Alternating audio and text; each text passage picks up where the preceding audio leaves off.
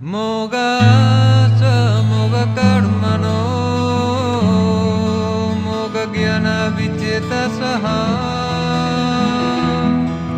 rakshasi masurin chaiva prakriti mokin sritaha mahatmanastu mamparta devim prakriti sritaha.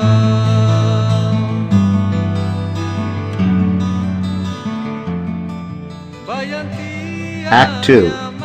The Killing of Sankhachuda. Scene 2.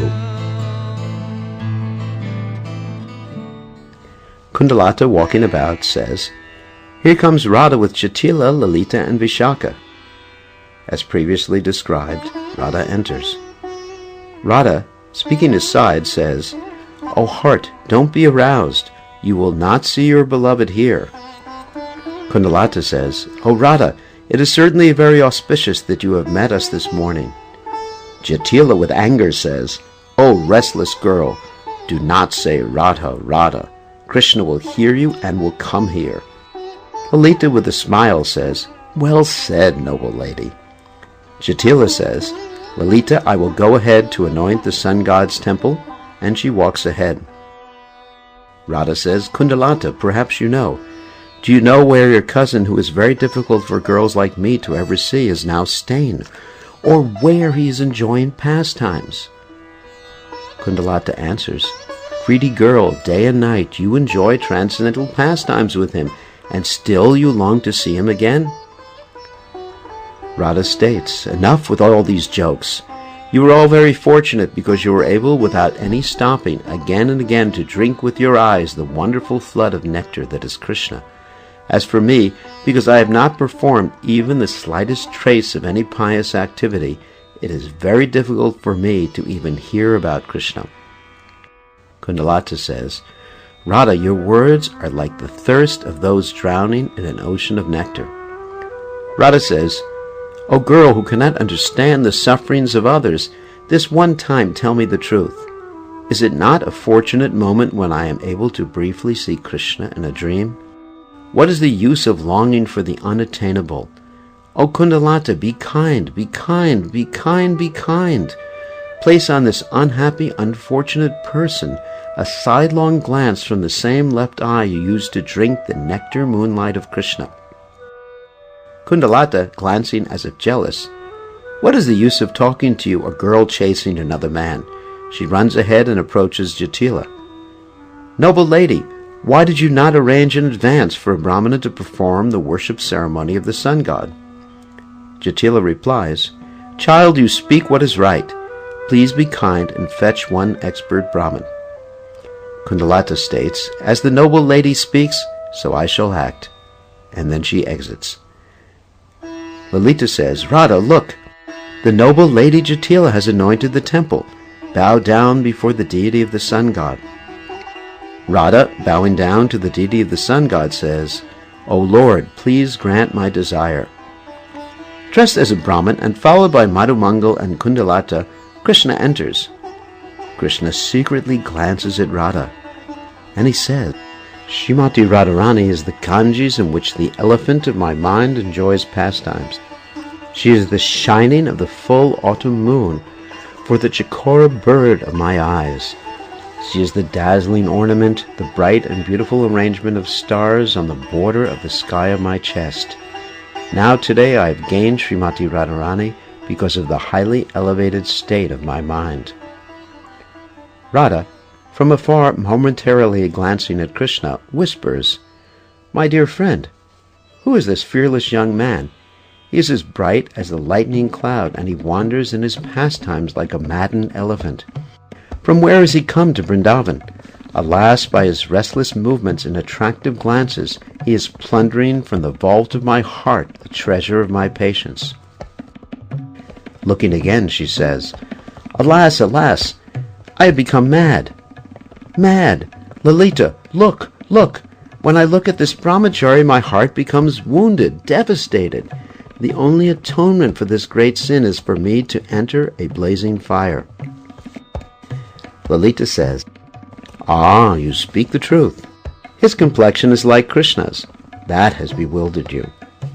Radha looks again, and she says in Sanskrit, Friend, this person must be Krishna disguised as a Brahmin. Otherwise, why would my heart melt with love? As only moonlight and nothing else makes Chandrakanta jewels melt, so only Krishna makes my heart melt with love. Vishaka says, Ah, you give sweet advice. This is Krishna. Kundalata says, Noble Jatila, look! Here are two brahmanas learned in the scriptures. Madhumangal states, O Jatila, I am expert in the worship of the sun god. First, however, you must pay me in Kanda Ladu Kandis. Jatila says, O fickle brahmana, you are Krishna's friend. Go away. This handsome, dark-complexioned brahmachari will direct the girls' worship of the sun god. Krishna says, O elderly gopi, this wicked gopa prince Krishna is notorious in the city. Is it possible for a brahmana to be his friend? The right thing is to throw him, Madhumangal, who is his friend, out. Jatila says, O noble boy, please begin the ceremony at once. Please now offer arghya water to the sun god. Krishna, embracing Radharani with a sidelong glance, says, Beautiful, auspicious girl, what is your name? Jatila, speaking in Krishna's ear, says, Don't talk in this way. Krishna, as if surprised, says, Indeed, she's very pious. Her chaste devotion to her husband is famous. Jatila says, The good reputation of Gokula is protected by my girl Radha alone. Krishna says, O chaste girl, take a copper bowl, and I shall chant a mantra. Radha trembles as she follows the instruction. Krishna says, O worshipable sun god, I humbly worship you. O moving eye that nourishes those beneath you, please grant the treasure of your bending sidelong glance to this poor person. I offer my respectful obeisances to you. Note, if the word nibratam is interpreted to mean in a secluded place, Radhe is interpreted to mean, O Radha, Adara to mean lips, and Chapale to mean restless yearnings, the verse reveals the following hidden meaning. O Radha, whom I worship in a secluded place, O girl whose eyes are restless, O girl whose lips make me restless with desire, please grant the treasure of your crooked sidelong glance to this poor person. O Radha, splendid as the sun, I offer my respectful obeisances to you. Jatila says, Kundalata, what kind of never-before-heard mantra does this brahmachari recite? Madhumangal, laughing out loud, says, O elderly lady, considered intelligent among the coward women, you may know about the Riri songs of the gopis, but what do you know about our Vedas? Listen, this mantra which brings auspiciousness to young girls is found in the 3rd chapter of the Kusumesavi Saka of the Veda. Note, Kusumesu is the name of Kamadeva. The word Kusumesavi Saka may be interpreted to mean Kamadeva's book of amorous pastimes. Everyone smiles. Jatila, embarrassed, says, So be it. Please nicely worship the sun god so that my son may become master of millions of cows.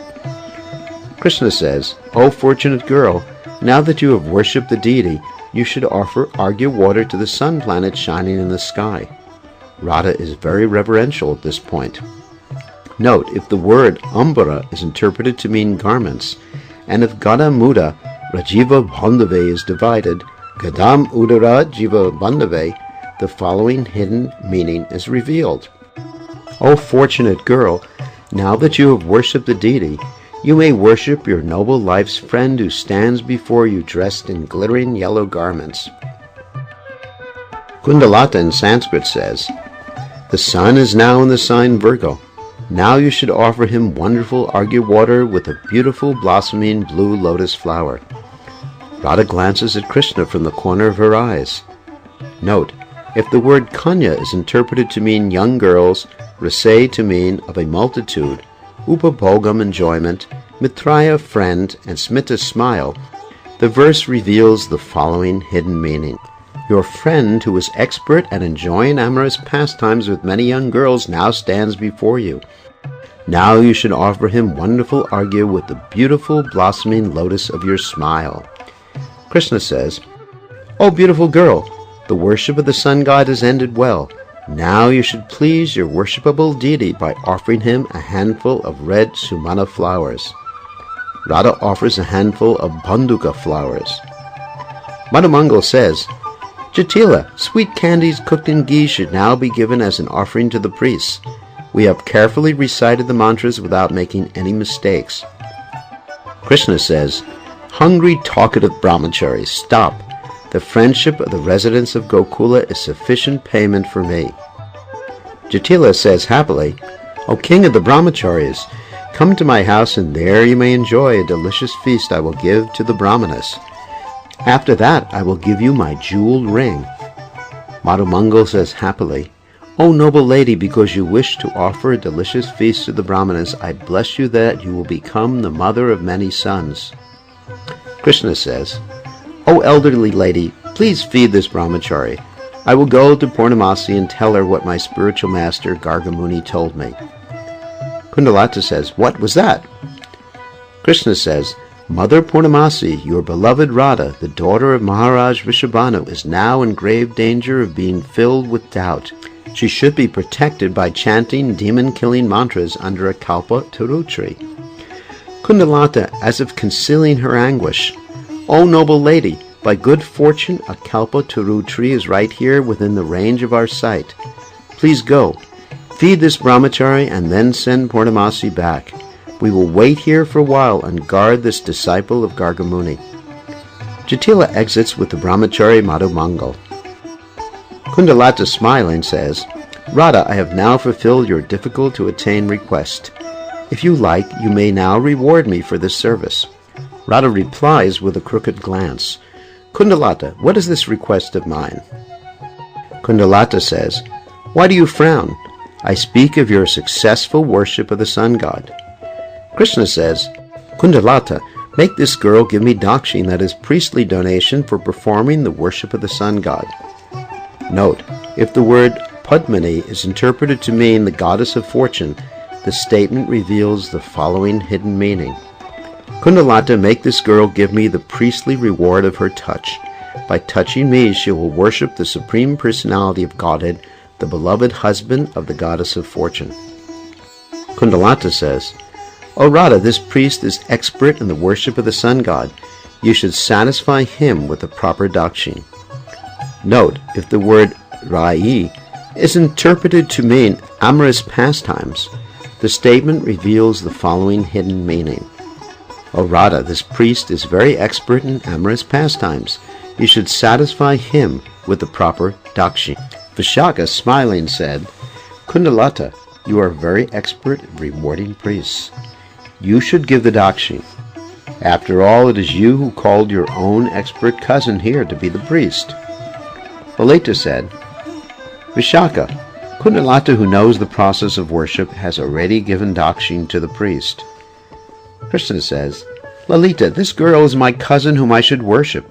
I cannot be her priest. Radha says, O Lalita, the worship ceremony was very well done. Why do you all linger here? Krishna says, Radha's company brings me a festival of happiness. It is like a playfully waxing moon that appears before my eyes and awakens my desire for amorous pastimes. A voice from behind the scenes says, O lotus-eyed Krishna, it is very hard to do when you are so far away. Krishna, anxiously in a loud voice, replies, Hello? What is hard to do? Again the voice from behind the scenes says, Even though the coward boys have worked very hard searching for the cows. Krishna says, Lalita, while I search for the cows, please have my beloved Radha wait on her jewel throne. He exits. Lalita says, Go now with quickly moving feet. Radha says, Lalita, have mercy on me. I am very anxious and unhappy. In Sanskrit she says, The sun is almost set. My superiors must be suspicious of what I am doing. There will be a great scandal. I'm an honest girl from a respectable family. Your friend is fickle and restless. He is friendly to all the gopis. Oh, my friend, I humbly beg you, please do not take me to a secluded place. Kundalata says, Radha, I know your vow of chastity has not been broken. Who cares what others think? Vishaka says, with love mixed with jealousy, O Kundalata, what other girl is as attracted as you are by the sound of Krishna's flute at morning, noon, and night? Kundalata, with a joking smile, replies, Because I am so compassionate, generous, and pure-hearted, I shall now give you hundreds of blessings. I bless you that your vow of chastity will remain forever unbroken, and I bless you that even if your ears are filled with the sweetness of Krishna's flute music, your heart will never for a moment abandon its peaceful composure. They all go to the Kalpadruma tree. Krishna enters, singing her hunter's music and spreading the hunter's net of waves of her crooked sidelong glances. Doe-eyed Radha has trapped the deer of my heart. Radha, hiding, says, Kundalata, look at the good fortune of Krishna's Gunja necklace. In Sanskrit she says, O Gunja necklace, although the world knows that your body is very hard, although dry tastelessness is hidden within you, and although your face bears the fault of dark blackness, still you enjoy pastimes on the chest of Lord Krishna. What fault will love not cover? Kundalata says in a low voice, Radha, where is there hardness like that of the two hard jewels of your unfortunate breasts? A voice from behind the scenes says, All glories to the unprecedented beautiful star named Radha, which shines in the sky of the chest of Lord Krishna, the crusher of the demons, defeats the necklace of other stars, and with its effulgence eclipses the splendid sun and moon. Kundalata, looking behind the scenes, says, O Brinda, because you describe the eclipse of the sun and moon in this way, you do not know the real glory of this star, which is more powerful than even the moon Krishna, who is the master of hosts of stars and has defeated millions of suns. Note, Kundalata has slipped Chandravali's name, Chanda Ali Nardasa, into her words. Two gopi friends say, O tricky girl, your smiling and laughter is all useless. Why do you embarrass your dear friend Radha in this way? Kundalata in Sanskrit says, O friend, abandon the shyness and enter the forest grove. All auspiciousness to you. Fight in Kamadeva's battlefield. When the sun rises in the morning, your friends will sing the glories of your victory in the presence of Lord Krishna. Krishna, smiling, says, In this world, when thirsty people drink a cool, sweet nectar, all their thirst becomes vanquished. What is this flood of nectar beauty flowing from the moon of Radha's face? When one drinks this nectar, his thirst increases at every moment. Radha, hiding, says in Sanskrit, O restless-eyed friend, as long as Krishna's lotus face with its blossoming cheeks decorated with swinging shark-shaped earrings is not far away from my eyes, in my heart I am afraid of my superiors, and in my mind rises concern for the good reputation of my family. Kundalata says, O handsome Krishna, please install Radha on this jeweled throne. And Krishna does that. Lalita says, Stop tinkling the Sankachuta bracelets. Someone may guess that we are here. Sankachuta enters and hides amongst the vines. This girl on the jeweled throne looks like the girl described by Govardhan Mala. I know that now is my chance. Now I will do my work. He stands in the forest grove. Krishna says, Beloved, please decorate the sapphire chair of my lap for a moment. Radha replies, O Prince of Gokula, this is not proper for respectable girls and for the best of men such as you. This breaks the rules of religion. A voice from behind the scenes says, O granddaughter Radha, where have you gone for such a long time? Krishna says, Kundalata, why is Mukra complaining? Kundalata laughs and says, "O charming Krishna, of what importance is the poverty of old ladies complaining to a person like you, an amorous hero who, enjoying pastimes in the forest groves, makes waves of playful sidelong glances?" Mukura enters, and she looks at Radha and Krishna before her, and she says to herself, "Oh, a great misfortune! Why has this Kalpalata creeper abandoned a sandal tree to rest on this castor oil plant?" And openly she says, "My child, you've become a pet dove for this crest jewel of debauchees." Lalita, playing a trick, says, "Noble lady, look, this Krishna has tricked us and is making fun of us." Mukura replies, "Debauchee, stop, stop." And Krishna aside says, "This old lady is very harsh. For this reason I will now hide." And he does that. Mukura angrily says, "Lalita, chase him. Chase the rascal." Lalita says, "Aha, why do you flee?" Mukura running ahead, she reaches the grove. In a menacing tone she says, "By good luck we have caught you, O snake that attacks the does of the gopis. By good luck we have caught you." Krishna, frightened, says to himself, "How will this almost blind old lady see me in this dense darkness?" Mukura repeatedly turns her head, looking everywhere. Krishna says to himself, "The old lady has seen a flower floating in the sky." Mukura says, "Ah, it is very dark." Then Krishna smiles. Mukura, going to another place, says, "Aha, now we've got you." Looking again, she becomes frightened. "Oh, rascal, Purnamasi spoke the truth when she said you could assume many forms like those of Nrsimha and Varaha. You have now assumed the form of this terrifying demon as brilliant as the sun. This form frightens me." Sankachuta says, "By good luck I have escaped the gaze of that boy who is the personification of all-powerful heroes." And he slips away. All the gopis, seeing the demon, they become frightened. They say, "Noble lady, save us, save us." Mukura angrily says, "Dark Krishna, this is not right." Lalita says, "Fool, do you think this terrible demon is Krishna in disguise?" Sankachuta says, "Now in order to fulfill the unfulfilled desire of my dear friend King Kamsa, I will grab the hair of the lotus-like girl on this throne and drag her away." And he does that and exits with Radha. All the gopis, being perplexed, say, "Oh Krishna, where are you?" Krishna leaves the grove and laments, "Eager with hundreds of desires, I brought you to this place deep in Vrindavan forest, filled with the sweet fragrances of this full moon autumn night. O beautiful one, why has cruel fate, appearing as this tricky demon Sankachuta, now carried you far away?" Angrily walking about, he says, "Noble lady, don't fear. I will rescue her." Mukura, being very fearful, says, "O moon-faced boy, may victory attend you."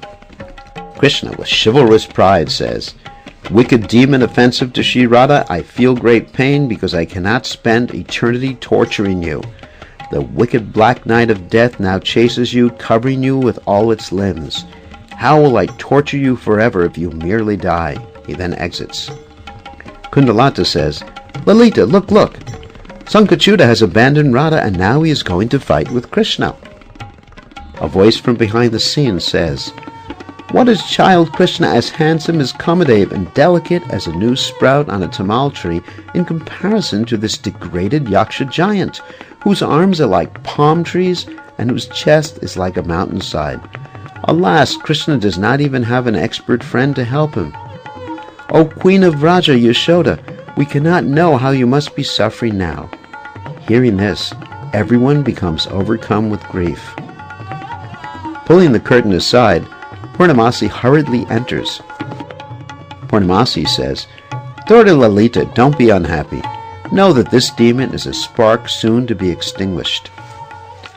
A voice from behind the scenes says, "With the chivalrous strength of his arms, powerful Krishna attacked the hideous form of the Sankachuta demon, who has fearsome curling fangs in his horrible mouth. In the middle of the forest, Krishna, who wears a peacock feather in his hair, struck Sankachuta with millions of blows, killed him, and took from his crown a jewel as effulgent as the sun. Purnamasi said, on the pretext of pulling out the jewel, Lord Krishna fortunately pulled out Sankachuta's life. Today there will be certainly a great feast for the starving jackals of Vrindavan forest. Looking again, she becomes delighted. Look, look! The demon has lost his protection. Now he has accepted his death.